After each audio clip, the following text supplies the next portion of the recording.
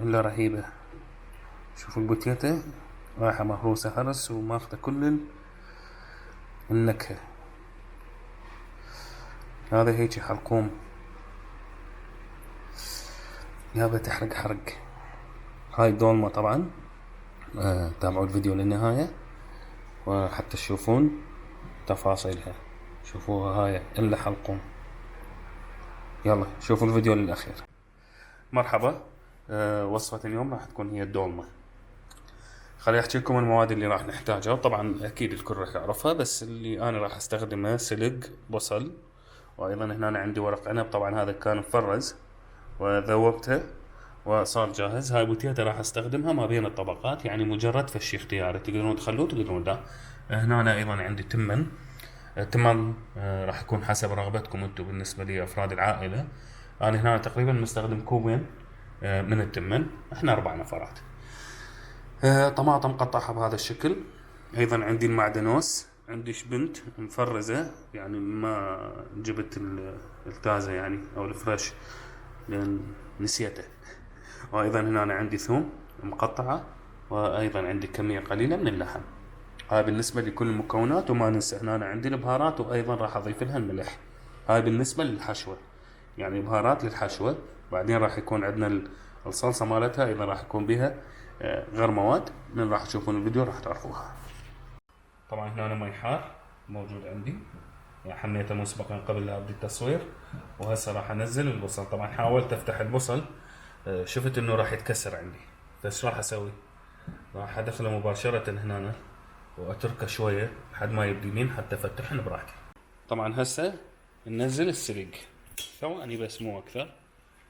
جيد، انه بس نشوفه يتغير اللون مالته معناها صار جاهز. يعني نحسب 5 ثواني، 6، 7، 5.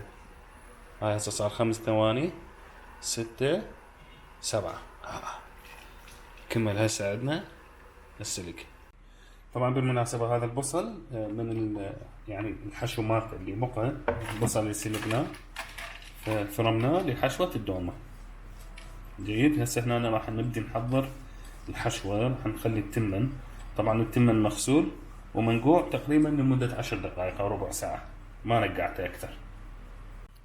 هسه هنا أنا عندي الشبنت طبعا شوية جامد بس بدأ يتفتت عادي راح يموح.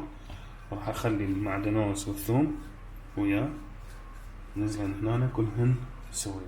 وراها راح ننزل الطماطة. طبعا هنا ضفت الطماطة، وايضا هنا راح اضيف اللحم. طبعا بالمناسبة هذا اللحم مغسول، يعني مقطع ناعم ومغسول. جيد، قطعوه ناعم افضل، لان انتو اساسا يعني راح يكون بالحشوة، فاذا قطع كبار ممكن يطول يلا يستوي. هسه هنا ضفت البهارات، وبهارات الدولمة طبعا تقدرون تشتروها من اي عطار، يعني جماعة البهارات موجودة وتنباع. هنا ضفت الملح. هسه راح اضيف المعجون. هسه طبعا راح نضيف المعجون.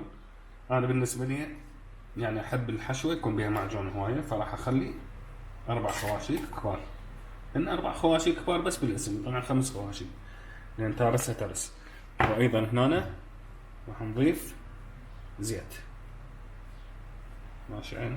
هاي كمية زيت كلش كافية، ونبدي نخلطها. طبعا هسه راح نحضر الجدر قبل لا نبدي بالتشكيل. خليت هنا دهن وراح ادهن بيه الجدر. ادهنه بهاي الطريقة. ليش؟ بالاخير من يكمل الفيديو راح اقول لكم ليش، او انتم جوز بس تطلعون على يعني الاكلة من تخلص راح تعرفون انه الدهن دور فعال. جيد. قبل لا اخلي العبود ندهنه بشكل كامل. هاي هنا هسه نزلت العبود حتى نخلي فوقها الدومة. طبعا هسه اول بداية راح نحشي البصل. البصل لازم يكون وتخلون شوية لين تخلون او تحسبون حساب انه التمر راح يبدي ينفش حتى لا تنفتح عندكم. هسه انا حشيت اول قطعة بصل، فالبصل مثل ما قلنا ينحط اسفل شي، لان هو الوحيد اللي يحتاج حرارة زايد حتى يلحق يستوي. طبعا ملاحظة للناس اللي قليل يلفون دومة او اول مرة يلفون، العضود لازم تصير لي فوق. ليش؟ يعني هي راح تكون لي جوا انه تلف عليها الحشوة او الدومة. جيد. هسه هنا أنا راح أبلش أنا بأول وحدة، راح ألفها بهذا الشكل عادي حتى لو بطيء، لأن أنا باللف مو ناجح. كل مرة أسوي دولمة أذكر لكم هاي الملاحظة. جيد. بس ايش راح نسوي؟ بقوة شوية حتى تقفل عندنا. والله زين ناجح باللف.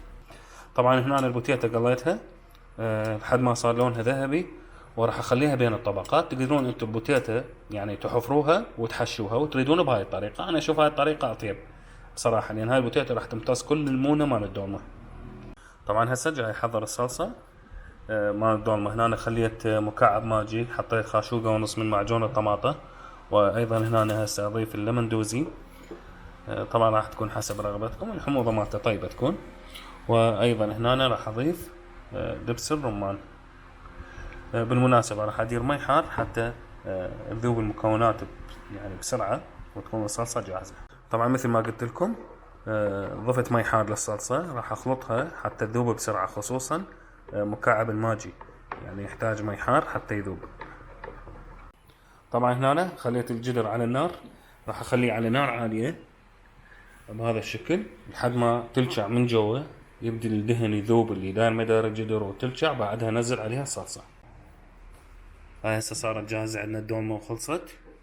شوفوا المنظر الرهيب، ما احكيكم عليه، رهيب جدا رهيب.